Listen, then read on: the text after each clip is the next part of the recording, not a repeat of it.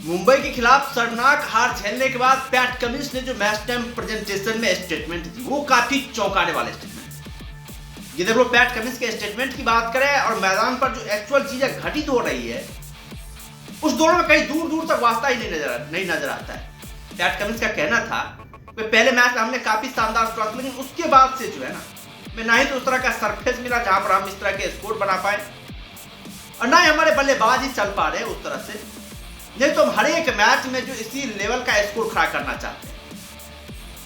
लेकिन आपको लगता है कि मतलब पैट कमिंस जो मैच टाइम प्रेजेंटेशन में स्टेटमेंट देते हैं उस तरह से उनकी टीमें खेल रही है, उस आक्रामक सोच के साथ उनकी टीमें आ रही है?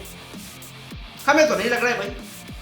पहले मैच में जिस लीडर स्वभाव से सनराइज हैदराबाद की टीम खेली थी उसके बाद से आप सनराइज हैदराबाद के बल्लेबाजों को देख लीजिए किस तरह से ये लोग जो दोहरे माइंडसेट के साथ आ रहे हैं, दोहरे माइंडसेट के साथ खेल रहे हैं, कुछ प्लानिंग ही नहीं दिखाई देती है भाई।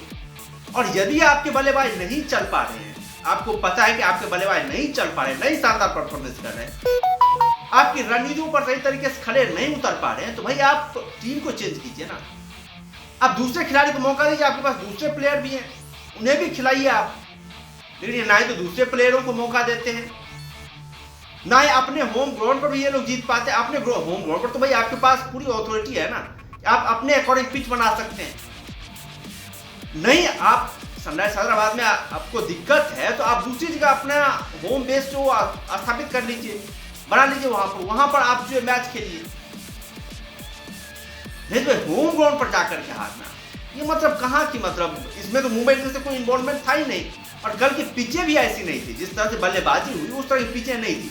शुरुआत में थोड़ा सा था मतलब पिच उस तरह गेंद फंस कर, लेकिन फिर बाद में जैसे जैसे गेम आगे बढ़ता है काफी शानदार पिच होगी। सनराइज हैदराबाद के बल्लेबाजों की बात करें तो गेंद में कोई गड़बड़ी नहीं थी। ये लोग खुद जो है अपना विकेट फेंक करके दिए गेंदबाजों को। चाहे डेविड सेठ की बात करें, ईशान किशन की बात करें, नीतीश कुमार रेड्डी की बात करें, सारे बल्लेबाजों ने जो है अपना विकेट तोहफे में जो मुंबई इंडियंस के गेंदबाजों को दिया है और बहुत ही एक बुरा परफॉर्मेंस जो कहते हैं उस तरह का परफॉर्मेंस किया है। इसमें नहीं तो पिचे जिम्मेवार है, कैप्टनशिप पर जिम्मेवार है कि एक तो उन्होंने खिलाड़ियों को चेंज नहीं किया 5-6 मैच में लगातार फ्लॉप होने के बाद। जब लगातार खिलाड़ी फ्लॉप करे, कोई खिलाड़ी शानदार परफॉर्मेंस दे ही नहीं रहे, तो आपको वही चाहिए। खासतौर ईशान किशन, नीतीश कुमार रेड्डी का जो परफॉर्मेंस रहा है वो हास्यास्पद ही परफॉर्मेंस रहा है। जिस तरह का इन्होंने परफॉर्मेंस किया है बहुत ही शर्मनाक परफॉर्मेंस रहा है। इन खिलाड़ियों को बदल देना चाहिए आपको भाई। नए खिलाड़ी आपके पास है तो उन खिलाड़ियों को भी मौका देना चाहिए। उसके बाद से अगले आने वाले मैचों की प्लानिंग को लेकर भी मतलब सनराइज हैदराबाद के कैप्टन ने बात करी। उनका अगले आने वाले मैच, हमारे पास बहुत कम मैचेस बचे हुए हैं, हमारे पास बहुत कम चांसेस हैं कि हम क्वालिफाई करें। अब जितने भी चांसेस बचे हुए उस चांसेस को हम गुनाने की कोशिश करेंगे। ऑल आउट अटैक जो हम करने की कोशिश करेंगे, पूरी तरीके से हम अटैक करने की कोशिश करेंगे। लेकिन भाई अटैक तभी हो पाएगा जब आपके खिलाड़ी फॉर्म में रहेंगे। नहीं तो आपके बल्लेबाज चल पा रहे हैं, नहीं आपके गेंदबाज चल पा रहे हैं।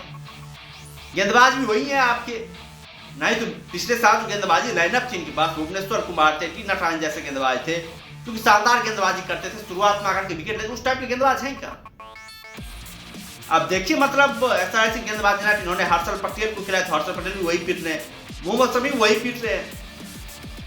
आप एक गेंदबाज के ऊपर भरोसा नहीं कर सकते भाई। एक गेंदबाज आपको मैच जिता करके पूरी तरीके से दे, वो नहीं होता, हर एक बार नहीं होता। आपके गेंदबाजों को एज ए यूनिट परफॉर्मेंस करना पड़ता है, सभी गेंदबाजों को शानदार परफॉर्मेंस करना पड़ता है, दबाव बनाना पड़ता है। होता है कई बार एक गेंदबाज दबाव बनाता है, दूसरे गेंदबाजों को विकेट मिलता है, लेकिन दोनों छोर से जब शानदार तरह से गेंदबाजी होती है तब जाकर कोई फायदा मिलता है। लेकिन वो ना ही तो गेंदबाजी में दिखाई दे रहे। बल्लेबाजी की बात में तो बल्लेबाजी वही है, नील बट्टा सन्नाटा, कोई बल्लेबाज ऐसा है ही नहीं जो कि शानदार बल्लेबाजी कर पाए। एक हेनरी क्लासन थोड़ी बहुत अच्छी बल्लेबाजी करे, कल के मैच में भी थोड़ी बहुत अच्छी बल्लेबाजी कर दी। एक या दो बल्लेबाजों के ऊपर आप डिपेंड नहीं रह सकते। हाँ, तो वो सनराइज हैदराबाद की टीम जिनके ओपनर इतने कमाल के, 3-4 बल्लेबाज इतने कमाल के, नामचीन बल्लेबाज, सारे इंटरनेशनल प्लेयर आपको दिख जाएंगे। डेविड सेठ भी इंटरनेशनल प्लेयर है, अभिषेक शर्मा भी इंटरनेशनल प्लेयर, ईशान किशन भी इंटरनेशनल प्लेयर है, नीतीश कुमार रेड्डी भी इंटरनेशनल प्लेयर है, सारे इंटरनेशनल प्लेयर है। वहां पर इस तरह की फेलियर, आपको भाई टीम चेंज करनी ही पड़ेगी। कितना भी आप बल्लेबाजों को सिक्योरिटी दें, लेकिन ये चलने वाले हैं नहीं, इनको चेंज करना पड़ेगा, नए खिलाड़ी को लाना पड़ेगा, नए खिलाड़ी को खिलाना पड़ेगा, तब जाकर के आप अभी भी जो कुछ बचे हुए चांस है, एक दो मैच से बारिश पड़ गया, दूसरी टीमों का रद्द हो गया तो पॉइंट्स मिला जुला करके अभी भी जो आपके क्वालिफाई करने के चांसेस हैं वो तभी बरकरार हो पाएंगे जब आप निरंतर अंतराल पर जीतें, 5-6 मैच आप लगातार जीतें, तब जाकर के आप जो है मतलब इस टूर्नामेंट में रह सकते हैं। नहीं तो भाई आपके कोई चांसेस नहीं है, आप पूरी तरीके से बाहर हो चुके हैं। ये बातें समझनी पड़ेगी सनराइजर्स हैदराबाद के कैप्टन को, और ऑल आउट करने से और ये पूरी तरीके से हम अटैक करेंगे आगे आने वाले मैचों में, वैसे अटैक नहीं होता है वो। अब जब तक टीम को चेंज नहीं करेंगे तब तक कुछ नहीं होने वाला।